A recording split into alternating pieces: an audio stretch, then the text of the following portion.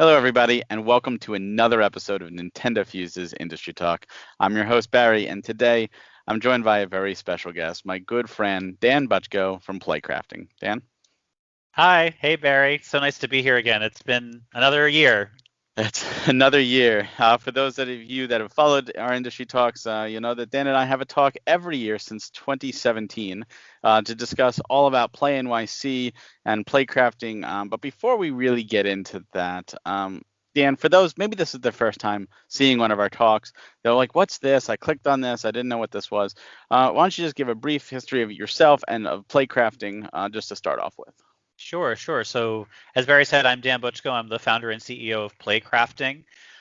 We at Playcrafting got started way back in 2009 as a meetup group on meetup.com for local independent game developers in the New York area to connect and learn and educate one another.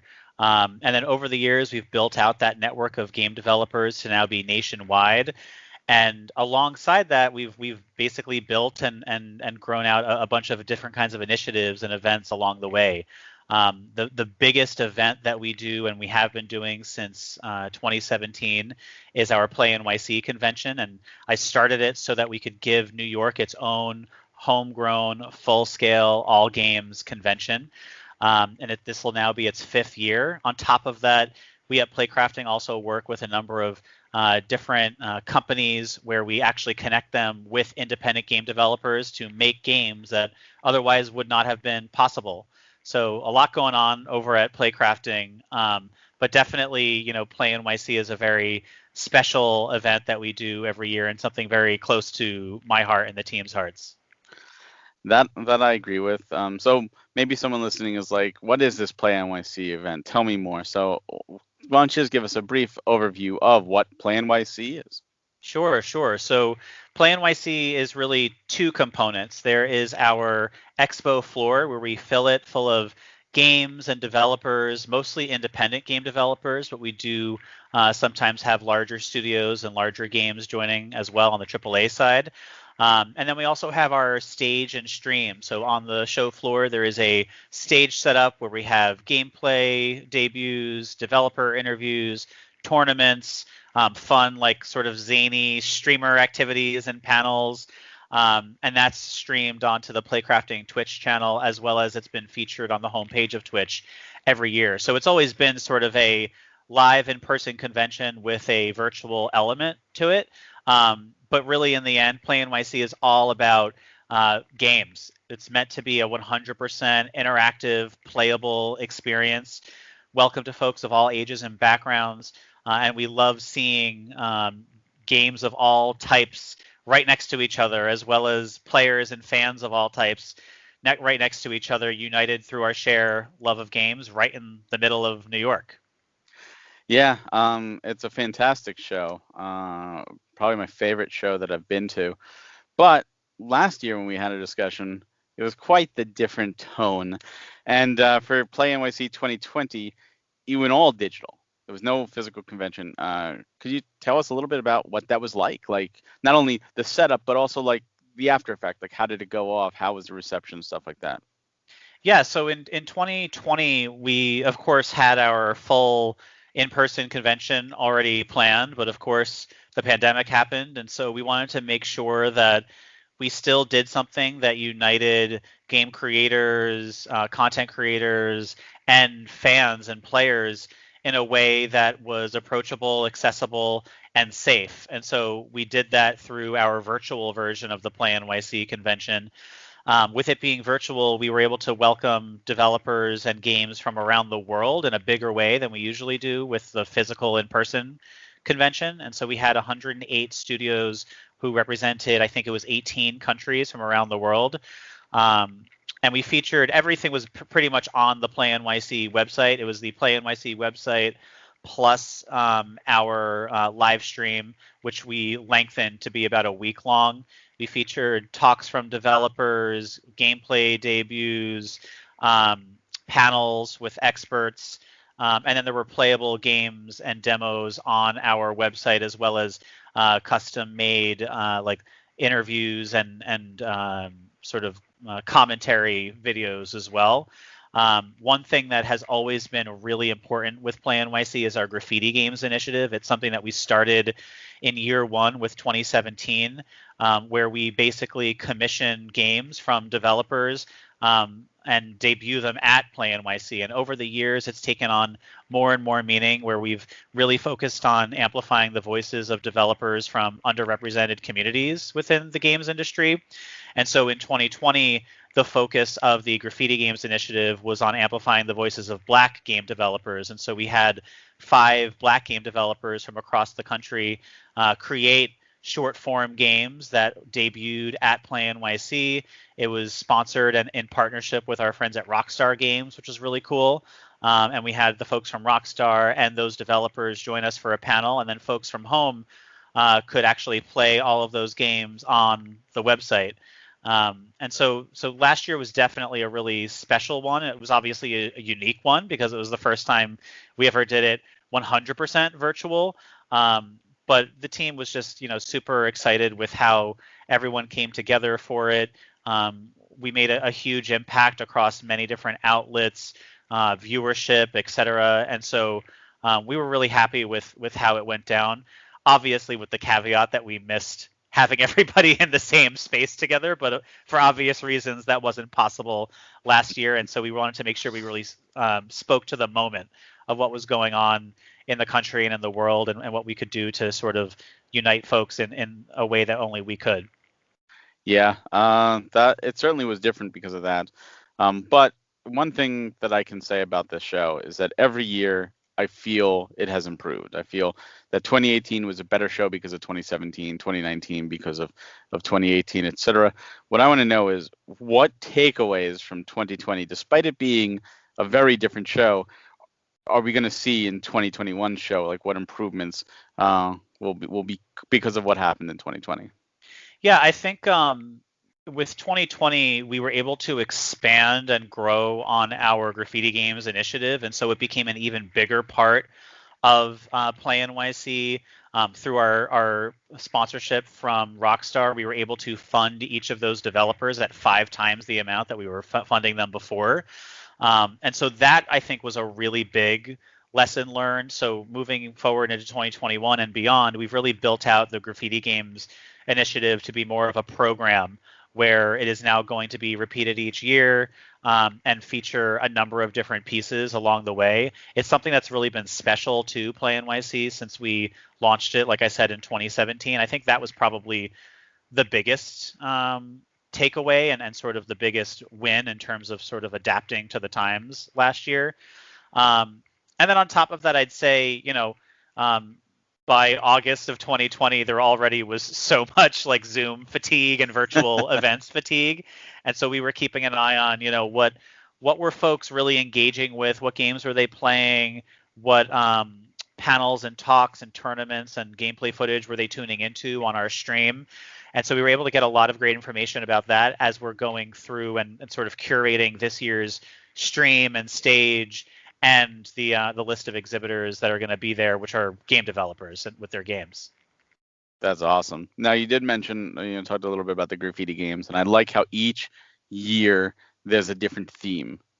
Last year you talked about Black developers. I think before that it was the LGBTQ. What's the theme this year for 2021's Graffiti Games? Yeah. So like I said, we've sort of shifted it to be more of an annualized program as opposed to just like a one-off initiative each time. And, it's something that's been very important to me throughout all of my career, even before starting Playcrafting, to make sure that I'm doing the work and that whatever company I'm at is doing the work to amplify the voices of folks from underrepresented communities. One thing we realized, though, is that each year we were sort of theming it around the developers themselves and their backgrounds. And for us to be able to really make this something that is sustainable and sort of put a nice flag in the ground for making an impact on a regular basis, rather than theming the Graffiti Games program moving forward around the developers, we're theming it around the games that they're producing. And so the focus will still be on developers from underrepresented communities, but the thing that will unite each of the games is the theme of sort of like the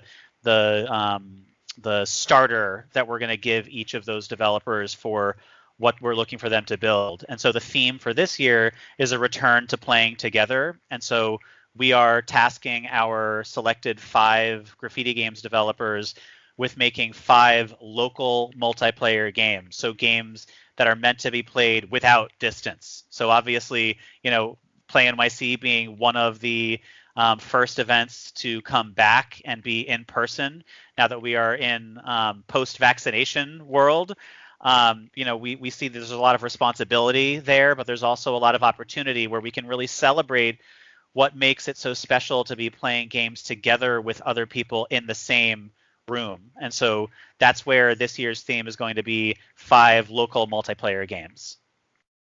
That's a perfect theme for a post 2020 world. Yeah. I think a lot of people have missed that couch co-op, that just togetherness, and you can play against people online, and that's great, but it's not the same as being able to hurl those insults at somebody right next door as they hit you with that shell, and you're like, Definitely.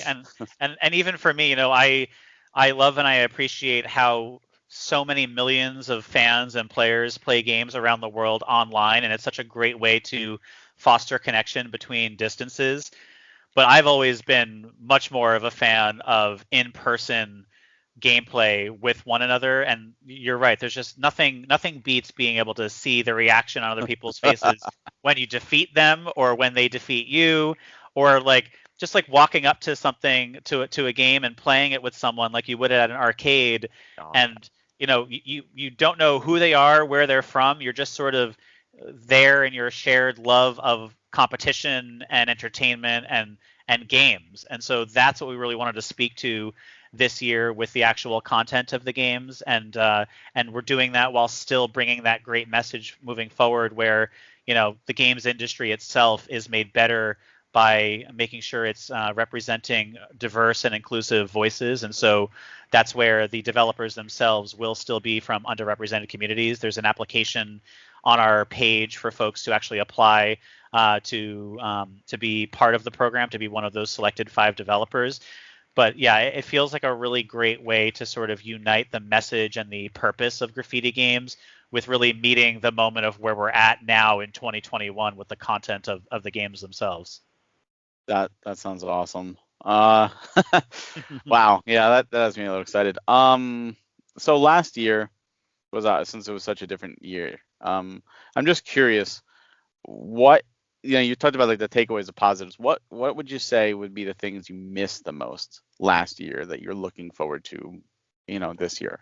I mean, 100% uniting people in person. That is by far the thing that I missed the most. I do think that Play NYC 2020 and its virtual version was one of my highlights and the team's highlights for the entirety of the year. It was awesome to be hopping on for live interviews with our Graffiti Games developers. With we had the head of Team 17, which is the publisher behind great games like Overcooked and a bunch of others. It was nice to sort of foster that connection. But to me, while it is cool to see comments on our live chat and see people engaging with it online virtually, there's something very special about having folks united in the same room together, and that's where I think that was the piece that I personally missed the most last year. But of course there was no way that could be achieved when we were in the middle of the pandemic and there's no vaccination in place, and wanted to make sure that we were keeping everybody safe. Absolutely. And speaking of that, since we're now, as you put it, in a post-vaccinated world, and you're doing 2021 as a physical show again in person, are you noticing that there's a lot of people willing to do that? Like, yes, absolutely sign up, or people more, I'm not sure, maybe 2022 kind of deal? Like, what are you seeing? Yeah, it's a good question. So, we announced that we were going to be returning as a live in-person event. I believe it was in the 3rd week of April, and right away the response was huge. We're tracking things like impressions and comments and engagement, and we were already at half of 2019's total just by saying that it's going to be in person. So there was a clear buzz around it going live. To me, it wasn't confirmed that folks were feeling good and safe and excited about returning live until we started the conversations with developers who indicated interest in becoming exhibitors. And so for the 2 to 3 weeks after that announcement, I spent hours and hours on about 50 or 55 calls with developers from across the country and even some folks from international territories that were interested in becoming part of the show. And of course, we have done the due diligence and we have all of the precautions in place to make sure we're achieving Play NYC in a way that's safe and falls in lines with local and federal guidelines.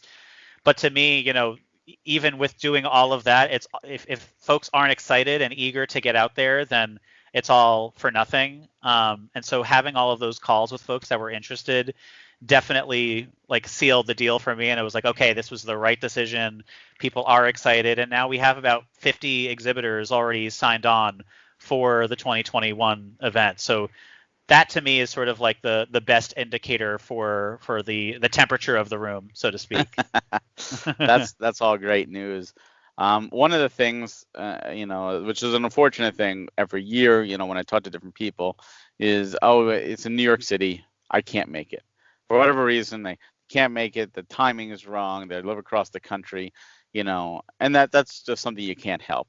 So for those people last year that maybe that was their first Play NYC because they were able to attend because it was digital, and for those that maybe have attended but they're like, maybe I'm still not 100% comfortable, what have you learned from 2020, and what digital content do you plan this year for those that you don't feel comfortable or just can't make it because they're nowhere able to get to New York City in the time? Yeah, so that's where our stream is a great way to be a part of Play NYC without actually being there. As part of becoming an exhibitor at Play NYC 2021, we're giving spotlights to every single game that's going to be there in person. So you'll see at the very least footage from the games that are all there on site and in person. And then when it comes to the live content, we'll have sort of a selection of exhibitors and their games there with live gameplay. We have some tournaments planned. We have streamers joining us to do some outside the box things as well. So I would point anybody who can't be there for whatever reason, whether it's comfort level or just distance, to go ahead and check us out on our Twitch page throughout the weekend, because that is the place to get a taste of what's going on at Play NYC without actually being there. And we do, I think we're doing 7 to 8 hours per day of streamed content on Saturday and Sunday. We do that every year. That's the best place to get engaged and get involved. And it's also completely free. So there's no need to get some kind of digital pass or go through anything like that. You just check it out on Twitch. You can check it out on the Play NYC website. And then you get a good sense of what it's like to be there in person. Hey, that's awesome. I know a lot of people checked it out last year. It's one of the cool things going to the show, seeing you film that and seeing the stage and all that stuff happen live. And I think that's great that you guys do that and you really get to engage other people, because I hate when people say, I'd love to go, but I can't make it to New York City, and then they miss out. And, I think that's something that other shows have started doing. And I think it's great because it allows everybody to be a part of it. So naturally, every year when you've been putting on the show, that there's always new hurdles.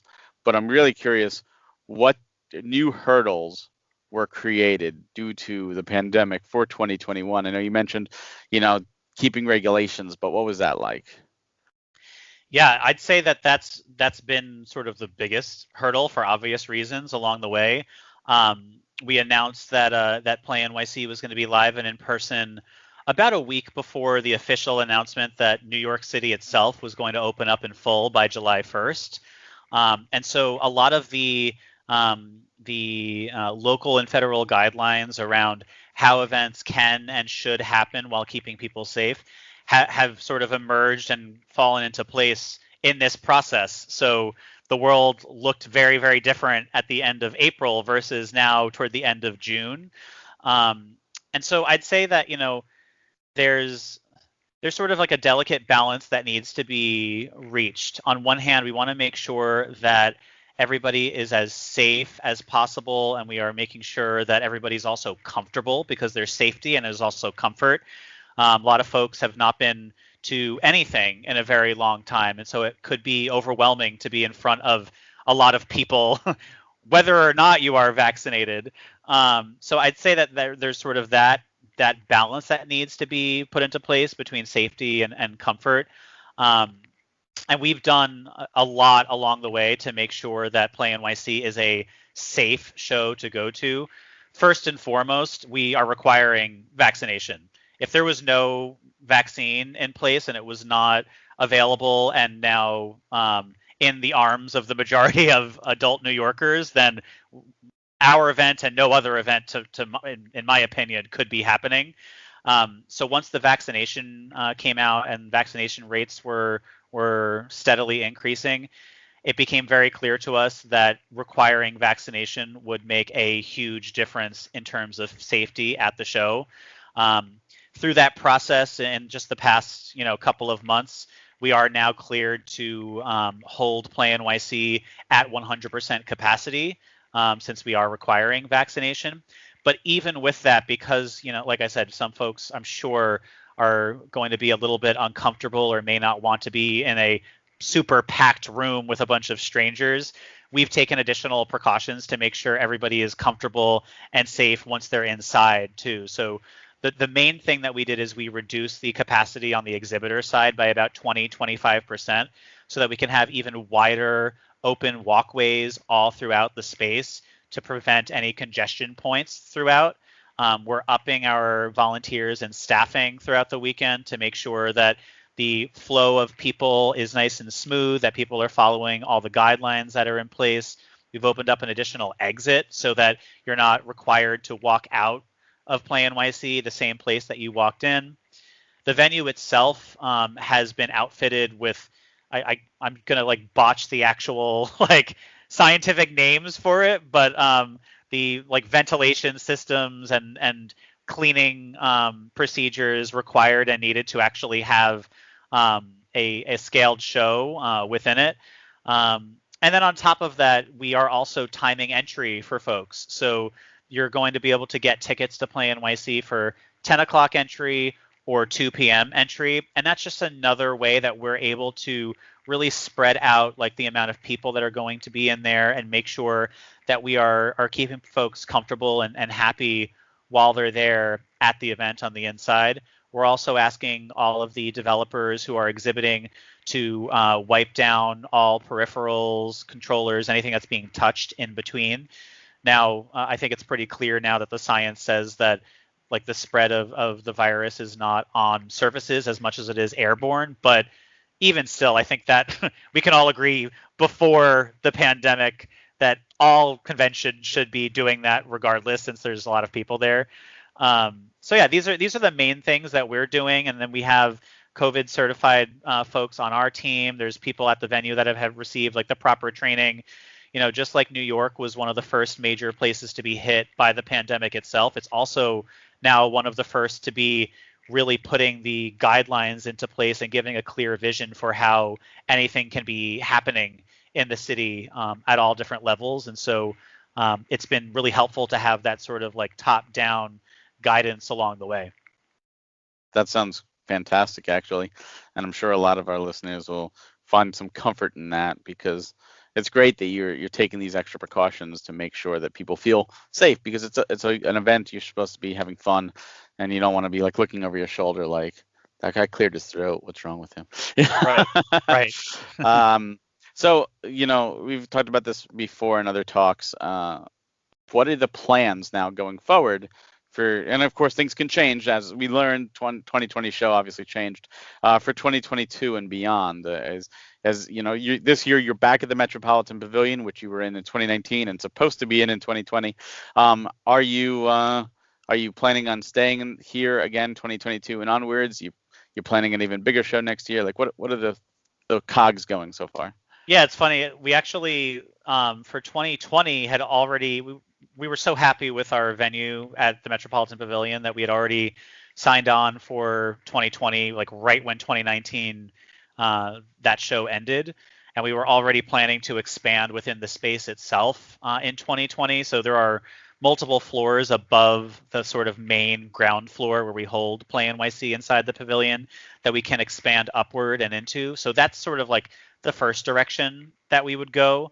But I'd say that, that 2021 is, while it is our fifth Play NYC, we're treating it a little bit like it's our first one too, because a pandemic did just happen and is still happening.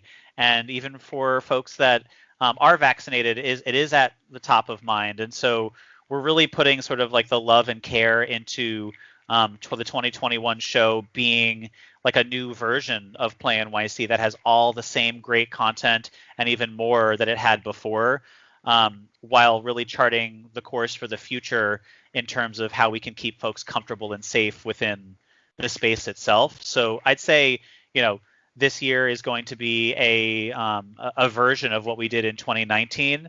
And then as we're moving forward into 2022 and beyond, I think the first, like the main reason that would bring us to like a different space or a different setup would be like the number of people. But we're not planning for 2021 to be some kind of explosive, year for growth. We want to just make sure that the folks that come have a great time, are safe, are comfortable, and leave feeling like they had like a nice welcome back to playing together in person. That I agree. I like that attitude, taking it as the first show, which is kind of wild because 2017 show was certainly like a Wild West kind of thing, and it was fantastic in its own way. Yeah, I think that probably one of the biggest lessons learned around 2020 across the board, like many industries, especially when it comes to doing events, is not to get too ahead of yourselves when it comes to like the next year or the year after that. We're now in like a totally different landscape. And so this is like a one day at a time, one event at a time sort of approach that, we're feeling really excited and good about what Play NYC 2021 is going to be. And we can build on it further in 2022. But it's like, let's take it a day at a time. Let's like be patient with the process and really, make sure that it's in place for a really safe and fun time for folks that come through. Hey, that's a good message. So you just announced yesterday, as of the time of this recording, a partnership with none other than Niantic. And for those that don't know, Niantic does Pokemon Go as well as other games. Can you talk a little bit about that? Sure. So Niantic, a couple of years back announced that they have this great software called ARDK, which is, their software that they want to help other companies, other developers and creators build the future of AR. So basically, the company with the biggest games, AR games in the world, is now sort of in a place where they are now fostering and shepherding what comes next. And they're doing that through this great SDK. And so we are partnering up with Niantic for what we're calling the Lightship Global Jam. Lightship is the name of the actual program and the actual product. So it's the Lightship Global Jam. And so the Lightship Global Jam is now going to unfold across the summer. We're doing 3 individual jams. It's focused on both games and experiences. So not just games, but also AR experiences, with the main focus being things like getting outside and exploring. And so we're doing the first jam as part of this larger Lightship Global Jam in the US. These are all virtual, by the way, so we're not like uniting developers in person just yet for these. But it also allows us to reach developers from across the US for the US one, across Europe for the European one, and then across Japan for the Japanese one that's happening later on this summer. And ultimately, it's going to result in 15 prototypes of games and experiences using this great technology from Niantic and sort of showing us what the future can look like around AR. And so we just announced it yesterday, and it's now open for any developers and creators around the world in those 3 regions to go ahead and submit if they'd like to become part of the program. It's just lightshipglobaljam.com. And I'm pretty sure by the time Play NYC comes around, we'll be able to show some of the first awesome AR games and experiences that were built as part of this program. And there's a lot more to come. So this is sort of like the start of much more. But it's really exciting to see that the company behind Pokemon Go is now taking this new approach where they are looking to foster that sort of next generation and really be like the shepherds of the future of AR. And so it's a great opportunity for Playcrafting and a really great opportunity for the developers that are within our network and folks, worldwide that want to get involved and really partner up with Niantic and use their technology and show what's possible in AR, especially in this particular time when people are going outside again a little bit more. Let's give them more and more reasons to do so and to explore. Hey, that sounds fantastic. I think after all this time stuffed into our houses, a lot of people are just urging to, just dying to get outside. So this could be really cool. So finally, I just want to ask, do you have any message, anything you want to say to the attendees, both, people who have been to your other shows that are returning for the first, there, or those that are coming for the first time, that, hey, you know what, I've just found out about this show. I really wanted to attend. I've been stuffed in my house. Let's go out there to a video game show. Anything you'd like to say to those people? Yeah, I think go gently is probably the main thing I would want to say. It has been a really long time since we've been united in the same space playing games together. I'd like to think that this worldwide event that we've all gone through together and are still going through has made everybody a little bit more human and has made everybody a little bit more cognizant of the person that's next to them for obvious medical reasons as well as social reasons and economic reasons. And I'd say that, if you're looking to come to Play NYC this year, get excited. There's going to be a lot of great games there. This is going to be a gentle welcoming back for folks. And I think, we're all in this together, and this is a great opportunity to unite and play games together once again, and also be, aware that, this is a large community, this gaming community, which we all see as like an extended family, and we're all in it together. And, there's a real chance for us to really consider the person next to us in a way that we probably didn't before.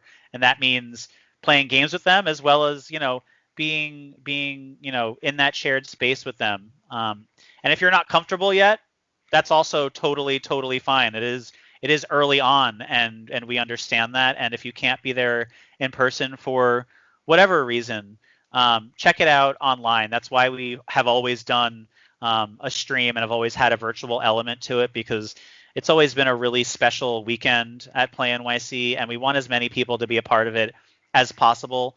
Have a blast, feel safe, feel comfortable.